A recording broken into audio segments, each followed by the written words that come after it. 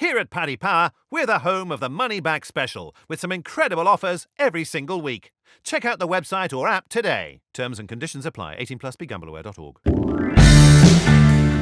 Hello there, thanks for joining us for the Racing Post Weekend Postcast. The team this week is me, Bruce Millington, along with Mark Langdon and Liam Flin from the Racing Post Football Desk, and Paddy Power's Jonathan Smith. The Premier League returns after Cup weekend. We've got all the live games and indeed the rest of the 3 p.m. Saturday games to look at. Best bets from further down the leagues and right across Europe. The naps, which hopefully Jonathan will be kind enough to enhance. And we will have a little chat before we get going with the weekend stuff. And this week, boys, I want to talk about the sack race, because there doesn't seem to be any manager there's kind of under pressure, but no one's smeared over the back pages as being hanging on to their job by their fingertips. So I'm going to read Paddy Power's latest sack race prices, and then I want to know where you think the value lies. Okay, 3-1 Dean Smith is favourite, 100-30 Solskjaer, 4-1 Eddie Howe, and then it's 10-1 Farker, 14's Hasenhüttl, 10-1 nobody gets the sack, that we go right through from now till May without another dismissal, and it's 25-1 Bar. Mark, I've caught you cold here. There's no scripted warning that this is coming, so where might the value be? I mean, it's a long time for no manager to go, but it does. I feel like that will shorten actually, because I was hoping Dean Smith would be a bigger price. I think he's probably the one that, you know, if Villa are sort of, I don't know, even if it gets like April time and they feel like, oh, you know, we need Sam Allardyce here, they might be the sort of one team. I don't see Norwich sort of panicking even if they go down. I mean, you know, Daniel Farker's still done a good job. I mean, Southampton have had excuses to get rid of Hasenhüttl in the past, and that, you know, seems to be of the right opinion that he's, you know, a good coach. Like someone like Sean Dyche, I don't see sort of leaving Burnley. Eddie Howe, I think, is short. I know that Bournemouth have had their issues this season and are very much in a relegation battle, but he's the absolute darling of Dorset. And if he was, you know, if they went down, I mean, who else would they rather have than him to take them back up? So, I suppose the nobody at this stage would be a runner. Again, with Manchester United, they've had the opportunities to get rid of Solskjaer before and haven't. So, you know, I don't see why they'd sort of necessarily panic now. That might be one for the summer. And there's no one further down the list that you think, hang on a sec, what about if they went on a bad run or got sucked in? Or Not really. I mean, because, you know, I mean, it's difficult to really see sort of who would. I mean, Watford have sacked, you know, have been for a few managers already. I don't see them. I mean, Potter's just got a new contract at Brighton. I mean, Lampard's obviously safe at Chelsea. I mean, Ancelotti's there's been a few noises after what happened to them, but he's not really the short-term problem there, is he? So, no. I mean, Steve Bruce, I don't see Mike Ashley getting rid of him. Roy Hodgson's not going to leave Crystal Palace. I wouldn't have thought this season. No, there don't appear to be too many obvious candidates to me. So if I'm pressing a fiver into your hand, I'd have it on sort of nobody, and then sort of expect the heartbreaking sort of, you know, pointless one in April when you know, when a team's already down but just feels like they need to act. Liam, same question to you. Here's your free mythical fiver. Who are you having it on? I'd probably lean towards Solskjaer. I just think that of those names that you kind of mentioned there towards the top of the list, he's the one who's been in and around that market for quite some time now. And obviously the League Cup defeat to Manchester City, very poor in that. Really poor display against Wolves in the FA Cup as well. I think it only takes them sort of, you know, falling out of a couple of competitions. It looks like they're going to be on their way out of the League Cup. And then obviously the pressure intensifies on having to get a Champions League place. I don't think they will. I think there's stronger teams in the division who can get into the top four, likes of Leicester, for example, and I think possibly one of Spurs or Chelsea. And as kind of Mark's covered them all there, I think Daniel Farker I couldn't see going anywhere. I think the probably expectation was at Norwich that they'd be battling relegation this season, and if they go down, then you'd expect he'd be there to try and get them back up. Dean Smith, I think Villa will be fairly loyal to him as well for similar reasons. And yeah, just beyond that list, I think it, like Mark says as well, it is a long time for nobody to be sacked between now and the end of the season. A lot can happen in that time. And yeah, just really Manchester United's general performances haven't been particularly good.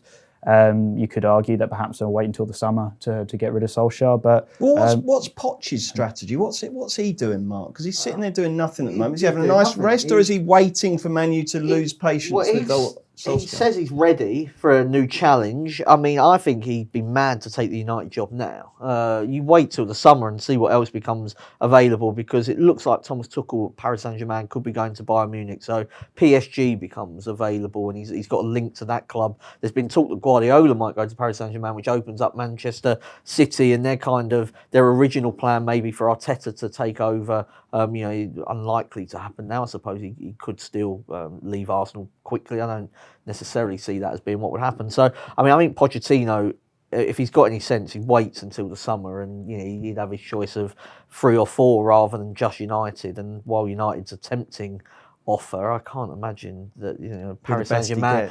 Paris at least he'd win a trophy at Paris Saint-Germain. He could get that monkey off his back nice and quickly. Quite, Johnny. This market must be a bit of a pain in the arse to manage, isn't it, for you guys? Because you've got to look at every single news story that breaks and every single rumour. I mean, what's the task like? Because it's in a funny position, this market right now, isn't it? It's gone very quiet.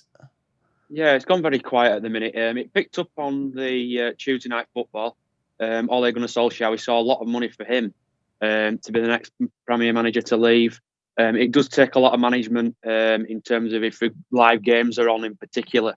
We see sort of good money across the book, really. It's a market that fluctuates quite a lot, and I think no Premier Manager to leave. I think everyone at the moment looks fairly settled. I don't think there's going to be much movement, and it might just be a last-ditch attempt, potentially, of clubs to try and change the management towards the back end of the season in a hope to try and potentially stay in the league, the likes of Norwich and Villa. But So I think is there any opening for profit, do you think, then? Potentially, yeah. I certainly won't be backing Smith at 3-1 at Aston Villa, but I do think there will be some form of movement maybe in April as teams sort of panic a little bit, as they generally do towards the back end of the season, in order to try and get results. But for the moment, if I had a mythical fiver at the 10-1, I probably would say no manager to leave. Okay, thank you, chaps. We've had a question. Let me get it up. Hang on. It is from Kay Dumphy. Thank you, Kay, for your question. It's 2 questions actually from him. I'll ask the first one to you, Johnny. The Everton Liverpool trading was obviously fascinating on that FA Cup game. And Mr. Dumphy asked, was the Everton price move versus Liverpool, bracket 6s when the draw was made to almost evens at the off, the biggest in memory? It was a fairly big move. Everton, obviously, when the draw was made back in December, was still under Silva, and Duncan Ferguson was in and around the team at that point. They were completely out of form. And I think FA Cup wise, it's massively linked to team use. It's Liverpool basically put more or less a second string team out, and Everton went all gun-ho to try and win the match. It's a fairly big swing, but in terms of percentiles, it's sort of a 14% into a 50% chance of winning the game Everton went from. But, you generally, some price move wise, we can sort of see, 2-1 into 1-2 is just as big a price swing in terms of percentages from 33 to 66. Basically, it's interesting. Did you win on the game? I'm not 100% certain on that one. So I've been back in Leeds over Christmas, so I'm not aware of it, but yeah. Okay. There was one in the FA Cup, wasn't there, in the first round when Macclesfield had to put out a B team, and I can't remember the non-league team that they played. Yeah, Kingstonian were at, that was probably a bigger move. And there was one in the Scottish Cup as well, in the last round of that moved significantly. So it's not, it tends to happen in cup games. It'd be rare, I think, in a league game. Okay, the second part of Mr. Dumphy's question is, why do Inter Milan keep going off at such generous prices? I didn't know they did, so you can answer that one, Mark. Yeah, if you sort of compare it to, say, Juventus, who they're sort of jostling for in terms of the title, I suspect it's just down to the fact, really, that they've got quite a small squad, maybe, and that they are running on the same 11 players virtually, or certainly in attack. It's just Lukaku and Martinez. But yeah, they tend to go off at home to sort of, like a mid-ranking or sort of lower Serie A team at around about 2 to 5. And then, Juventus are obviously much shorter than that. It may just be down to reputation as much as anything else, really, with Juve. But, I wouldn't say that they're going off ridiculously good prices. Okay. But, you know. Well, we should actually have a podcast. Maybe we'll do it next week where we get a load of reader questions. Readers? No one reads the podcast. Viewer questions. So we'll do that. Let's get on to our first live game of the weekend. And it's a Friday night fixture. I like a bit of Friday night football. It's live on Sky Sports. It kicks off at 8 p.m. at Bramall Lane. Sheffield United, who have been so great in the first part of the season, against West Ham, who largely haven't, but might be about to get good again. So what's the latest betting here from Paddy Power?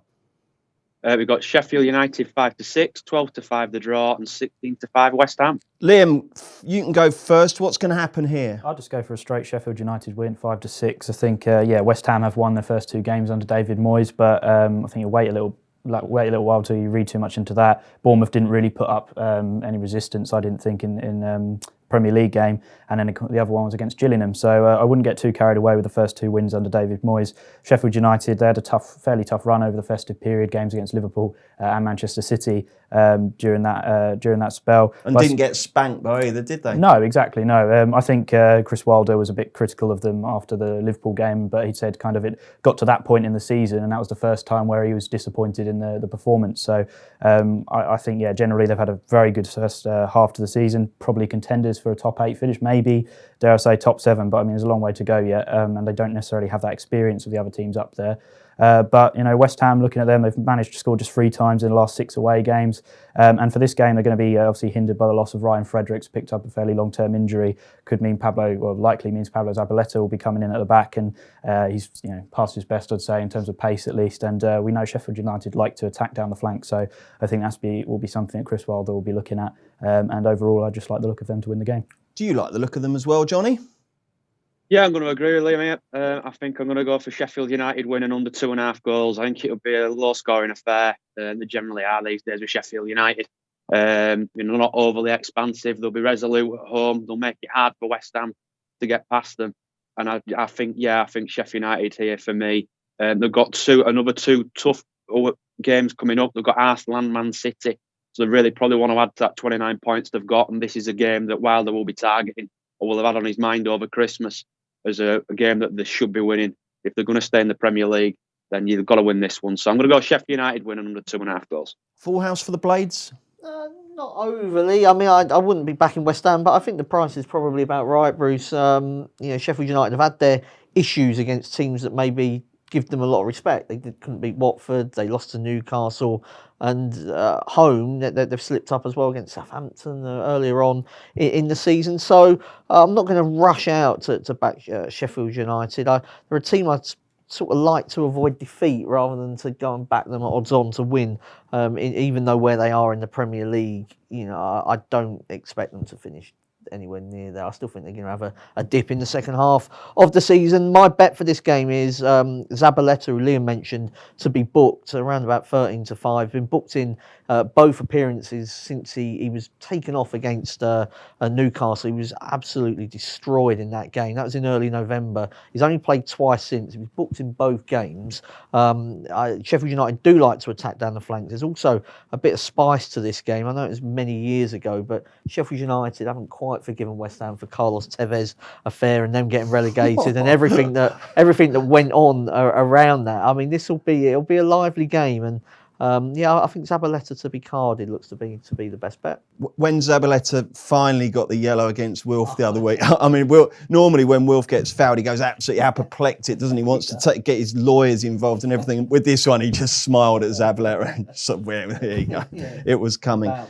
We'll take a break and we'll do Palace next. I'm Jose Mourinho. I know a thing or two about being special. English Manager of the Year 3 times, special. Winning the daily jackpot on Paddy Power games, not special. Understood, Jose. Yes, someone wins an average £40,000 jackpot every single day. So if you win, don't think you're special. Daily Jackpots by Paddy Power Games. Jackpots must be awarded by 11 p.m. and vary from day to day. Jackpot is shared with other operators. Available on selected games. T's and C's at paddypower.com. 18+, BeGambleAware.org. OK, let's look at the Saturday Premier League games, starting with the TV game at 12:30 at Selhurst Park. It's on BT Sport. Palace, Arsenal. Jonathan, give us the prices and then tell us what's going to happen. We've got Palace at 3-1, 11-4 the draw, and 4-5 Arsenal. I'm going to go for an away win and a Aubameyang any time here, unfortunately.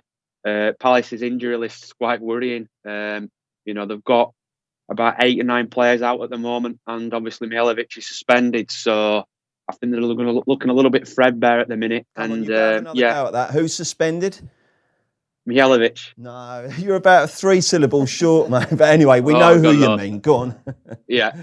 And then, I think Arsenal, even though against Leeds, they were very poor in the first half, Arteta, it showed to him that he needs to keep on top of his team and not let the foot off the gas. So I think Arsenal will win this one, unfortunately, for Palace fans. And I'm going to go for an away win and a Aubameyang anytime. You must have loved that first half on Monday, didn't you? Leeds were brilliant, weren't they? Yeah, it was superb. Bielsa, again, just a different class. And the pressing of the team, I just thought we were absolutely outstanding. It just shows that we're lacking a out-and-out goal scorer up front. If we had bring a striker in January, then it looked that hopefully we're back in the promised land.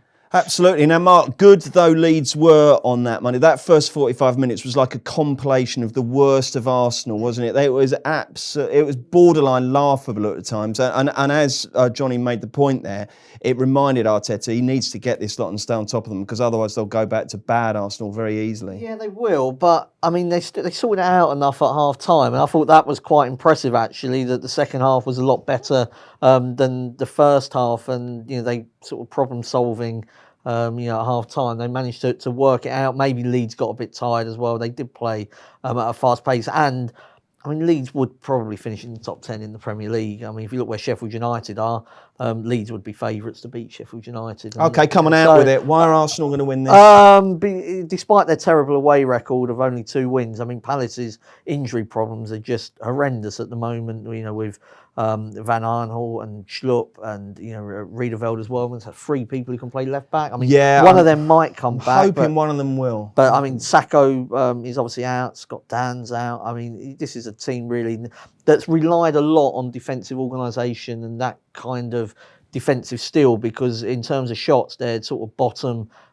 I think they're joint bottom of both shots and shots on target. So it's been all about sort of their defensive quality and Hodgson being able to organise a team. But I mean, I don't know what defenders and midfielders he's going to have out to do that, and I expect Arsenal to win. Do you know what, Mark? I know we do have a long injury list, but I was looking at it. Benteke looks like he might be back. If that's the case, then the actual starting 11, Gaiata in goal. As long as we can get one of the left backs out, you'd have Cahill and Tompkins and Kelly. But that looks to me like it would struggle against Arsenal. Really? Against Lacazette, Aubameyang and Ozil. Cahill and Tompkins about as good as we've got. The midfield three will be okay, and then you've got Zaha, Benteke, Ayew. So the actual 11 might not be too bad. The bench will be one of the weakest in Premier League history, but I'm clutching at straws here. I mean, I just think that I don't think there's been enough. I would expect Arsenal to be this price roughly, even if Palace were, had everybody available, and I just don't think that. And recently, performances have not been very good as well. I mean, fair enough. So Arsenal to win. And now the Gooner, go on. I was going to go both teams scoring over 2.5 goals. It'll take me a lot of convincing to sort of ever back Arsenal away from home. I think we saw on obviously Monday 2 sides to this Arsenal team. In the first half, just defensively shambolic, and in the second half, kept the ball very well and created lots of chances. So still very much a top-heavy side. I mean, that's not going to change for a few seasons in my eyes. And I think there's going to be goals in this game with Palace, as we mentioned about some of the defensive absences potentially for Palace only adds into that. Both teams have scored in 4 of Palace's last 5 league games. Only 1 point separates these teams in the league, which again makes me reluctant. I just think in terms of overall level, I wouldn't be wanting to go for Arsenal in this one. And look at the corresponding fixture last season, that finished 2-2 as well. So yeah, both teams scoring over 2.5 goals. Let's spin through the 3 p.m. Premier League games, starting with Chelsea Burnley. Jonathan, what's the latest betting on this one? Chelsea 1-4, 9-2 the draw, and 9-1 Burnley. What hope Burnley, Lango? Well, I mean, Chelsea have obviously suffered some surprise home defeats this season and some disappointing results, but I'm going to go for draw half-time, Chelsea full-time, which is copped against Newcastle and Palace. Actually, Chelsea have not been ahead at the break at Stamford Bridge since August the 31st, and that was a game they didn't win against Sheffield United when they were 2-0 up. But I expect sort of Burnley to play like Burnley do, and Chelsea to eventually break them down. Okay, Liam. I'll go Chelsea to win, both teams to score. I think that luxury Frank Lampard's got this season with such a big squad as he can rotate for these cup competitions. I think a lot of the key players should be quite well rested for this one. Oddly performed better away from home than at home this season, but if you look at recent games, denied the win at Brighton by a sort of stunning overhead kick. But I'm not too keen on Burnley away from home. They've won only 2 of their 10 away matches, but they failed to score in only 3 of those games. So I think Chelsea to score and Burnley to get on the score sheet. And Johnny? I'm going to go for Chelsea -1 in this one. I went and watched Burnley versus Aston Villa, and Burnley were woeful in the first half against Aston Villa. They were all over the show. And it's worrying that they're going to miss Ashley Barnes with a groin injury and potentially Chris Wood with a hamstring injury. And the threat going forward probably isn't going to be great. You're reliant on Vidra and Rodriguez to lead the line up front. So it's a bit of a worry for Burnley really here. So I'm going to have to go for Chelsea -1. Okay, and just to explain on that one, -1 means Chelsea have to win by 2 goals or more for that to cop. Everton v Brighton is next. Jonathan, give us the prices. We've got Everton 5-6, 13-5 the draw, and 3-1 Brighton. Where's the value here, Liam Flynn? I'll go Brighton draw, double chance, shade of odds on. Really like how Brighton have played this season with likes of Trossard and Mopai coming in. It shows they've got that attacking impetus about them. I just think, and that's reflected by the fact they're 9th in the league in terms of expected goals scored this season. Been a very mediocre start for Ancelotti. Lucky to lose only 2-1 to Manchester City. We all know, obviously, they're absolutely outclassed by Liverpool's reserves in that FA Cup game, despite fielding a strong side. So, yeah, with the way Brighton are playing, the confidence that they've shown against some of the bigger sides, I think they look overpriced to get at least a point. Jonathan, are you going to take Everton on here as well? Yeah, I think I'm going to go for a draw. I don't think there's much really between the two teams. I think Brighton look better at home than what they do on the travels. They're quite pacey and very good going forward. And I do think they will cause the Everton defence some issues. But Everton, to me, they've looked steady under Ancelotti, sort of addressed the issues. But I think going forward, Everton are really lacking a bit. Calvert-Lewin's a great player, but he's not going to be a 20-goal-a-season man. And I think they're lacking that impact player up front at the moment. So I think this is going to be a stalemate. I'm going to go for a draw. Mark, do you think good times lie ahead for Everton under Ancelotti? Not overly. I've never been his biggest fan. I mean, apart from the 3 Champions Leagues, what else has he done? But I mean, in terms of, if you have a look at sort of his actual league record, it's not particularly great given the quality of manager. I mean, he managed to lose a title with Paris Saint-Germain to Montpellier. But I'm going to go for Brighton or draw, double chance here as well. I think home advantage is not going to be up to much here. The Everton fans, some of them tried to storm the training ground earlier on this week, and Brighton are 5th in the league for possession. So if they start knocking it around at the back and Everton either go chasing it or they, the crowd get frustrated. It's very quiet there, doesn't it? And I think it's just very angry at the moment. I mean, Duncan Ferguson apparently laid into the players after that Liverpool game. They had to go back. They had to go back. They didn't just sit there meekly thinking, oh God, don't hit me, Dunk. I mean, so it doesn't bode well. And I thought Ancelotti got his tactics all wrong in that second half. I mean, his substitutions caused the game, I felt, for Liverpool to gain control when he took off midfielders, brought on more forwards. This is a horrible game, I think, for Everton. It's one they'll expect to win, a bit like that one at Anfield, but it doesn't mean that they will. Okay, Leicester next up against Southampton. Johnny, gives the betting and then your verdict. Leicester 4-7, 11-4 the draw, and 9-2 Southampton. I'm going to go Southampton double chance here, Southampton or draw. I think Leicester looked out of ideas and looked potentially a little bit flat against Aston Villa last night. Going forward, they just seem to not move the ball as well as what they would normally do. And I think Southampton potentially represent a little bit of value here away. And I think, Talisman Danny Ings up front has been scoring goals for fun from this season. And I certainly think Southampton are potentially a lively bet here away at 9-2. Mark, do you? You're a big fan of Southampton. Do you think Leicester could be about to hit a bit of a lull? I wouldn't say about to hit one, because I think they've played pretty much the same level for most of the season. They're just not getting the results now that they were before. Yeah, exactly. And I don't think we should be that surprised by that, because they were overperforming a lot, in terms of expected goals. Of course, they won the reverse fixture 9-0, and I think that actually that might count against them here, because there was times when Leicester players were getting the ball out the back of the net, trying to boost their goal difference, and I'm expecting Southampton to put up, obviously a much stronger fight. But I agree. I'm going to go for Southampton or draw, double chance. They've only conceded 13 goals in their 11 Premier League games since that 9-0. So they've tightened right up. They've taken some big scalps, along the way in recent weeks. Ings has got 13 in his last 16 games as well. And Leicester had that difficult League Cup tie in midweek. And indeed, he's injured as well. And I think that's a big loss. Yeah, and don't forget, there's a good form line here on 9-0 because Palace lost to Liverpool 9-0 in 1989 and then 6 months later beat them 4-3 in an FA Cup semi-final. So that will give inspiration to the Saints, I'm sure. Liam, what do you see as the best value here? Leicester win, but not quite as comprehensive as a reverse fixture. Leicester to win in under 3.5 goals, about 7-5. I think, obviously, as Mark touched on, since then, Southampton have improved quite steadily, risen up to 12th in the standings. Kept clean sheets in 3 of their last 4 games against Chelsea, Tottenham and Huddersfield. So really tightened up at the back. Ralph Hasenhüttl, his job looks a lot more secure now. Leicester have lost, though, just once at the King Power in the league this season. Still think they'll have too much. And obviously Jamie Vardy, fresh back in the side. I think he'll be the difference in this one. OK, Man United receive Norwich in our next game. And Man U are going to be short. Johnny? Man United 3-10, 4-1 the draw and 15-2 Norwich. Bit of a head scratcher, Mark. 3 bets in this game, all around the same thing, and that's for Norwich to score first, as they have done in 7 of their last 9 matches.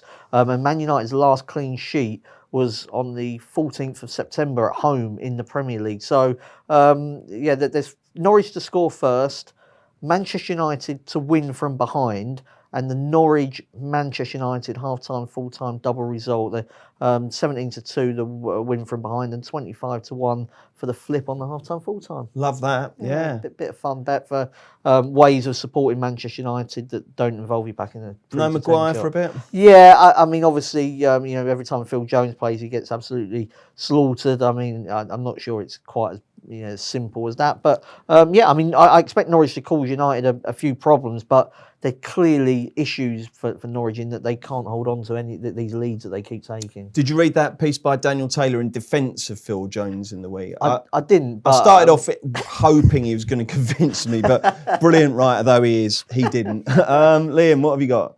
Slightly different angle, but draw at half-time, 6-4. United obviously followed out that poor display against Wolves with another poor display against Manchester City, 3-0 down after 38 minutes in that game. I think it could take them time to get started in this one against Norwich, given their recent fixture pile-up and the lack of depth they've got in the final third.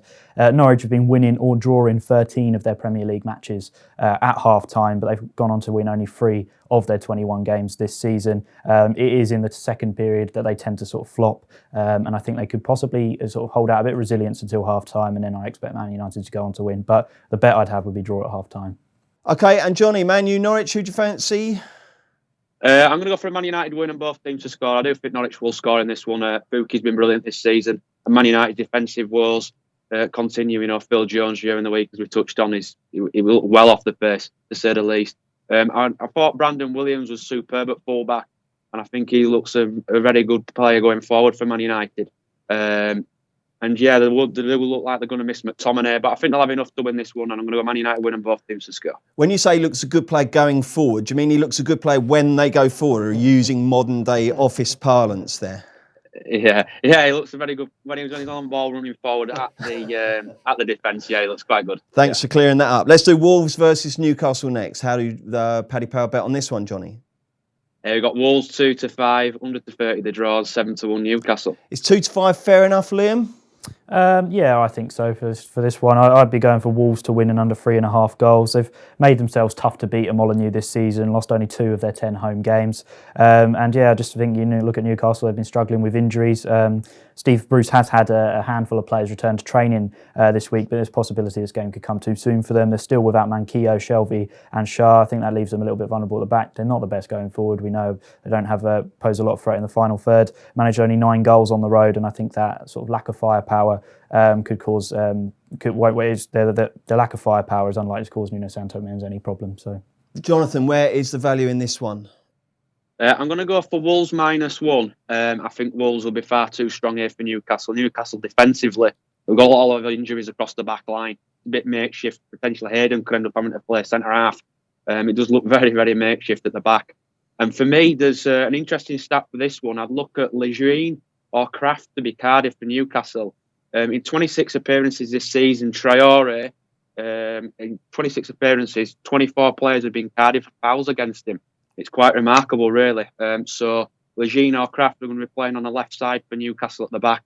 So I'd certainly look at either M2 to be carded. God, that's an amazing stat. Well played. We won't get a better stat than that all show. About 8 of them were Tottenham players when Mourinho was targeting them one by one. They just took him out. You're all in the Wolves camp here, Mark? Well, I mean, Wolves, traditionally this is the type of game where you get nervous about backing them, and I think they deserve to be that price, but I'm not going to back them. Another way maybe could be, if you read in the game that Newcastle are going to defend deep, and they do, I thought Neves to score first might have some legs. Because Traore wins fouls around the box, and Neves is deadly on the set pieces. Actually, in terms of shots, only Jota and Jimenez have had more for Wolves this season in terms of average. The way I'm sort of reading the game is that Newcastle sort of camp out on the edge of their area and allow Neves to keep on having digs, and hopefully one of them will go in. Lovely stuff. Loads more football to come. Back in a mo. Everything is better when it's bigger. Paddy Power's Same Game Multi allows you to combine a number of selections from a single match into one big bet. Check out the Same Game Multi tab and get building your bet. Terms and conditions apply. 18 plus. BeGambleAware.org. Welcome back. It's the Racing Post Weekend Football Postcast with Bruce Millington, Mark Langdon, Liam Flynn and Paddy Power's Jonathan Smith. Let's look ahead to the game of the weekend. 5:30 at the, what's it called, the Tottenham Hotspur Stadium? I think on the new Tottenham Hotspur Stadium. Is that because they're trying to sell it? So absolutely. They have. The sales team need to crack on and get a better name. I'm going to call it White Hart Lane. Daniel Levy wants a lot of money for it, and I bet he does. Anything less. Spurs versus Liverpool kicks off at 5:30. You can watch it live on Sky Sports. Should be a cracker and theoretically one of the big tests as Liverpool attempt to maraud through the season unbeaten. What price are they to lose that status in this game, Johnny? We got Spurs at 7-2, 3-1 the draw, and 8-13 Liverpool. And Mark, you can go first. What do you fancy? I thought for Liverpool, fair enough. You have a look at the fact they've won 28 of their last 29 Premier League games. Tottenham have only kept 2 clean sheets in the Premier League this season. I've got a stack load of injuries with Lloris, Sissoko, Danny Rose, Ben Davies, Harry Kane, and Ndombele's not been fit. I mean, that's hard. If you were playing against sort of a mid-table team, never mind Liverpool, absolutely flying along. We saw what Liverpool did to Leicester recently. I don't think Tottenham have got the legs to handle them. Bayern Munich and Chelsea have battered Tottenham really at the new stadium this season. I don't really see any reason why it will be different this time around. What do you give Mourinho out of 10 so far?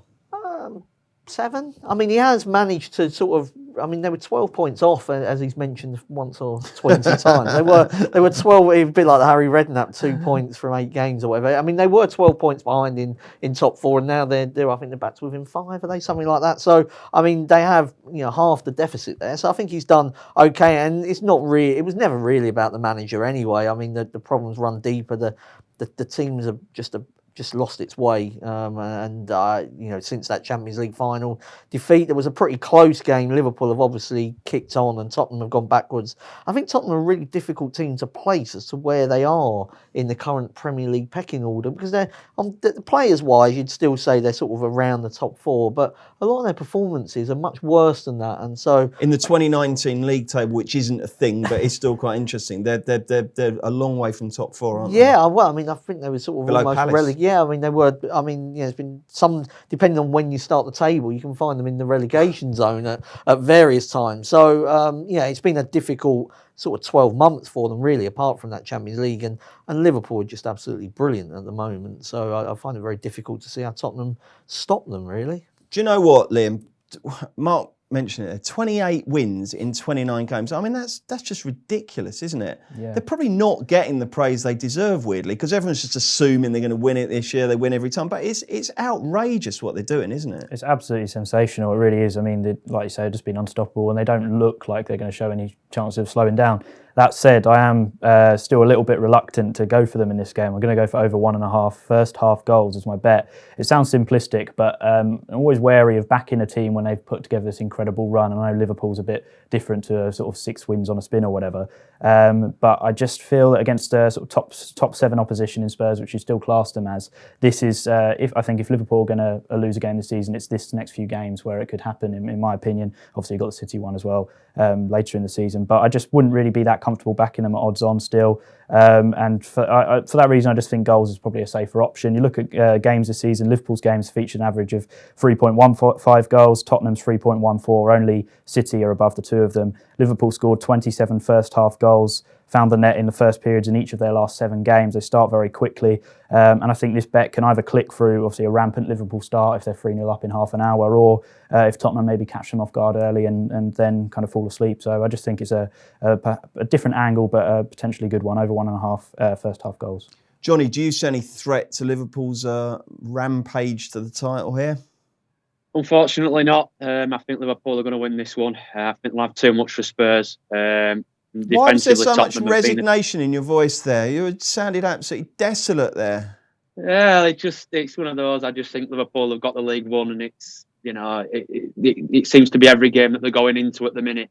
At 8-13 here at Tottenham, they're going to probably win the match. So I think Liverpool have been far too strong, and but Liverpool's injury list is mounting up a little bit at the minute, so Klopp will be wary of that. A busy schedule, Champions League football coming up, and players like Milner, Shaqiri. I don't remember anyone being injured that matters. Milner, Shaqiri, Keita, Fabinho, they're all at Fabinho. So there's players that he would rotate normally are out. So it could start to creep up on them, but I do think they've got far too much to beat Tottenham here, and I think should be a Liverpool win. Okay, there are 2 live games on Sunday. The first one is going to be pretty nervous because 2 teams down at the wrong end of the table, one in freefall, one beginning their climb out. It's Bournemouth versus Watford, 2 p.m. on Sky Sports. What's the latest betting, Johnny? We've got 6-4 Bournemouth, 23-10 the draw, and 17-10 Watford. Well now, Liam, this is a tester, isn't it? Absolutely. I'd actually side with Watford in this one. I've been quite impressed with their recent sort of turnaround under Nigel Pearson. Interestingly, 8 of the 17 goals they've scored in the league this season have come in Pearson's first 6 league games in charge. That's a fair proportion in just quite a short space of time. I think he's introduced to them a sense of more attacking impetus. I mean, it's helped as well by the return of Troy Deeney in the last couple of months. Obviously, they had to start the season without him playing up top. And I think Troy Deeney's return to the side has helped the 2 players either side of him in Ismail Assar and Gerard Deulofeu. I think those 2 have been terrific on either flank. So I think, as you say, this is sort of prime time to play Bournemouth at the moment in a sort of free fall. They've been frustrated by injuries all season, in fairness to them, but dropped into the relegation zone after 4 league games without a win. And I think it's a good time for Watford to play them, and I'd look to side with them. Is there any good news for Eddie Howe in terms of the injury list, Johnny? There's a few knocks and niggles for him, missing King and a few others key players really at the minute. So I'm going to have to go for an away win, unfortunately, for Bournemouth fans. I think Watford have looked rejuvenated under Pearson, really. And they'll be hard to beat. And I think I'm going to go for a Watford win and Deeney any time. He's banging in the goals and he's getting back into some form of form. So I'm going to go for I'm going to go for a Watford win to trouble Bournemouth's defensive frailties at the minute. How old's Troy Deeney, Mark? I guess 31. He is, yeah. Oh, I is have him he? down as much sorry. older than that. I don't Sorry, know. I didn't I realise had him you down knew. as a sort of into the gnarly veteran stage, but no, he's 31. He's been around for ages, hasn't he? He has, yeah, and he's definitely improved Watford, I think, since he come back. Enough to win this game? I'd probably edge towards the draw no bet. There's a quirky stat about this game. I saw it on the Premier League website that the 9 meetings between the 2 teams, 7 of them have been draws, which makes it the most sort of frequent drawn fixture in terms of percentages, of teams that have played each other more than twice. So in any kind of regular fixture, this is the most likely to finish in a draw. Bournemouth, For all of what like I said, I've gone Watford on a bet. There is something making me nervous about Bournemouth in that they've lost 8 of their last 11 games. The 3 games they didn't lose were wins against Chelsea and Manchester United and a draw against Arsenal. So, I mean, they are a funny old team. I just think with Ake out, such an important player for them at the back. I mean, nobody even mentions Brooks' injury. I was just about to say that. I mean, he's such an important player last year. Massive. So I think that people are having a right old go at Eddie Howe. I think some of it's unfair. I think they are dealing with a major injury crisis at the moment. Another one I'd throw out there, I've mentioned him a few times on the Postcast in recent weeks, and he did score against Wolves, but Decore, he's still about 16-1 to score first, and he's playing in that 4-2-3-1, he's playing off Deeney at the moment, so he would be a runner. And I just say colleague Simon Giles has done a feature for the Racing Post this week where we're going to have a look at Bournemouth and Watford's relegation odds in a graph. They started off at the same price to be relegated. One went up massively, one went down, and now they've looped back round to being the same chances of being relegated again. It's quite quirky. Right now, in your head, you'd have Bournemouth much likelier to go down than Watford, wouldn't you? But it doesn't always work that way, does it? I just think, though, even under Grazia and maybe less so under Sanchez Flores, Watford were unlucky. They were playing much better than results suggested. So whether Pearson has changed anything or whether it's a bit of luck and Deeney's return, I'd probably suggest the latter, really. But Yeah, Moyes might find the same thing with Fabianski. But I'll tell you what, by the way, is anyone actually going to buy any players? I know that every transfer window is much quieter than Sky Sports News would have us believe. But I mean, I barely can be aware it's open. Their news yesterday was that Sancho wasn't going, and their news today is that Eriksen's not going to Manchester United. No one's going anywhere. It's bizarre. Right then, 4:30, a potential dress rehearsal for the Carabao Cup final after the first legs. It's Villa versus Man City. What's the latest betting, Johnny? We've got Aston Villa 12-1, 7-1 the draw, and 1-7 Manchester City. And where's the value, my friend?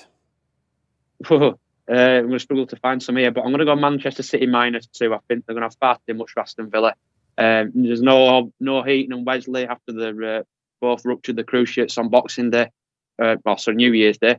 And they look a little bit lost up front, did Aston Villa against Leicester the other night. There's no real hold-up striker for them. They've got Kodja, but there's no strength in depth, really, and Dean Smith is going to have to address that.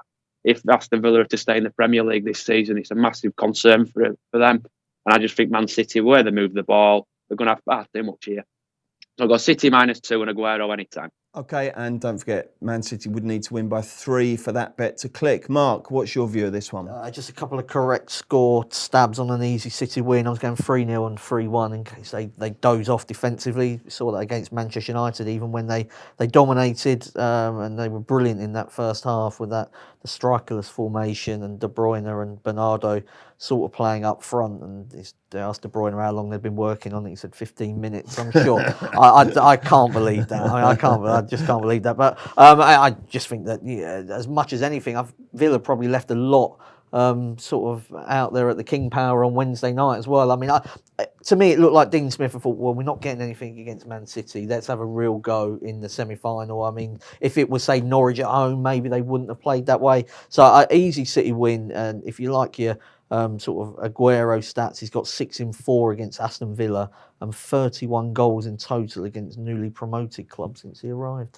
Some excellent stats this week. Liam, where's the value in this game? Yeah, easy City win for me as well. But I think if you're looking for a bit more value, maybe draw Man City, double results, a draw at half-time, City to go on to win the game. It seems to be a bit of a sort of pattern with these lower clubs. I know Norwich are very similar to Villa in this sense. Aston Villa 5th in the Premier League's first half table compared to 17th in the second half table. So clearly an element of fatigue there and holding on to games, whether that's psychological or physical, has been a real problem for them this campaign. In the reverse fixture in October, actually, Villa held City 0-0 at the break and then went on to lose 3-0. And I just think it could be a similar situation at Villa Park this time around. Right, what else have you got for us, boys? Don't give your naps away, but let's see what you fancy. We'll start with you, Mark. In the Football League, I've got Owen Doyle, the Messi of League Two. He's gone from Swindon back to Bradford. He's 9-2 to score first against Crawley. I mean, he's got 23 goals this season. That's more than double anyone else in the division. So, I mean, he's he's putting sort of Messi to shame in these kind of numbers. Now, Bradford play very different football to Swindon, and maybe he's going to find and Barcelona. Yeah, well, not Swindon like to knock it around. They're probably more like Barcelona than Bradford. But I mean, anybody that's got 23 goals in a division this season, I think at 9-2 to score first. That was about all I could find outside of the nap in the Football League. In terms of Europe, Juve to beat Roma. In expected goals, there's not that much in it, but Juventus is sort of the mental strength that they've got over sort of most of their Italian rivals, and this is a team they've already won away at Atalanta, they've won away at Inter, Dybala, Ronaldo, Higuain up front. I expect them to beat Roma. They only lost one game this season, Juventus, in the league, and that was when they were down to 10 men against Lazio. Who do you like, Flynn? Yeah, one in Europe, one in the Football League. Europe, first of all, Verona to beat Genoa. Verona relegation candidates at the start of the season, but they've established themselves in a sort of solid mid-table position. Saw off lowly Spal 2-0 in their last game, and had some pretty tight contests with Atalanta and Torino. They've got some good players in the squad, experienced players in Pazzini, Lazovic and Veloso. Genoa, they struggled under Thiago Motta. Now Davide Nicola in charge, but I think they could struggle to get points on the board in this one. And then the other one in the Football League, I like the look of Ipswich to beat Accrington at odds against. Ipswich obviously suffered a dip in form recently, but they're still in the promotion picture. Got a good point away to Wickham, who obviously we know are right up there in their first league game of 2020. And I think the loss to Exeter in the EFL Trophy has probably done them a bit of a favour, so they can kind of focus on League One, getting back into the Championship. And I fancy them to overturn Stanley with 7 wins in 24 league contests this season. I forgot to do, they played for both clubs. I was desperately hoping one of your games would give me an option, but Ipswich v Accrington and Spal v whoever it was. Caden Jackson, yeah. Oh, blimey, there is one. Johnny, who's your fancy? Right, I'm going to go for FA Trophy. I'm going to go for Kings Lynn Town to beat Ebbsfleet United. You've nicked my nap, you bastard. Kings Lynn have been brilliant this season in the National League North, and Ebbsfleet have been very, very poor in the league. And they've had some financial issues in terms of restructure at the club. So I'm going to go for Kings Lynn at a bit of value there at 21-10. And Crewe potentially away at Swindon. The departure of Owen Doyle, as we've discussed previously. I think the 9-5 represents a little bit of value. The National League that's one of your domains, isn't it, at Paddy Power? Are you responsible for mostly pricing up the non-league stuff? Yeah, I help out. I'm providing opinions for that. So yeah, I do help the lads out if they need an opinion on anything. So yeah. Fantastic. Let's get the naps. This will not be beaten. I'll go first, and it will put a smile on Johnny's face. The Leeds double result at 7-5 at home to Sheffield Wednesday. Lango. Oxford to beat Rotherham. Huge game at the top of League One, but Oxford, absolutely flying at the moment. In the last 16 matches, they've won 10 of those. 7 of the last 8 at home they've won in the league. The last team to score at the Kassam were Coventry on August the 31st. Now, they have lost James Henry to injury, which is a blow. He's their top scorer, but Liam Kelly has arrived from Feyenoord this week, and Nathan Holland from West Ham. And sort of a lot of people seem to think that Holland's a really good player from West Ham. So, and I just had a look at the game that they lost on New Year's Day at Oxford was against Doncaster. They lost it 1-0. They won the shot count 22-4. So I think we can say they dominated that game. We're a little bit unlucky. And afterwards, Darren Moore said that Oxford are the best team they played this season. Liam. Exeter to beat Cambridge at about 8-13. Cambridge lost 4 of their last 5 league games. Their only win in that run came against Basement Boys Morecambe. Exeter obviously hot on the heels of Swindon in the race for the title and lost only once at home this season. And Johnny. I'm going to go for Portsmouth to beat Wimbledon. Pompey haven't lost at home all season, and have looked in good form of late, barring MK Dons away. Pompey have only lost another 1 game since the October the 22nd. And they've been in some good form in the FA Cup, so I'm going to go for Portsmouth at home. Okay, so the racing postcard, not the racing postcast, the football postcast, Naps ACCA is the Leeds double result, Oxford, Portsmouth and Exeter, and you will enhance that for us, will you, Johnny? Yeah, that'll be out on site later on this afternoon and all enhanced up. Just click on football and then specials and you can get hold of that. Thank you very much indeed, chaps. Don't forget, if you enjoy these shows, please make sure you rate, review and subscribe wherever you're listening. I'm back tomorrow for weekend racing. What's the weekend hold for you, Mark? You going to go and watch a game? No, I'm in the office all weekend, so I just have to watch that Spurs-Liverpool game sort of covering up my eyes, I would have imagined, for most of it. So, no, it's a busy one. But tonight's my niece's 16th birthday celebrations. It just makes you feel very old. What have you got her? I just give her 50 quid. Yeah? Yeah, it's all right, isn't it? Yeah, of course it is. Yeah. More than generous, that. Yeah, I think you've gone over the top there. You set a dangerous precedent. Well, her mum won the lottery pretty recently. Oh, yeah, she did, didn't she? Well, all the more reason. Yeah, you got her. That was last month, wasn't it? It was, yeah. So she went to play that weekend and checked her balance, didn't she? Yeah. So it's my sister. Yeah, sister. They got a call from the lottery saying you've got an unclaimed ticket, and so how much? £1 million. That's not bad, is it?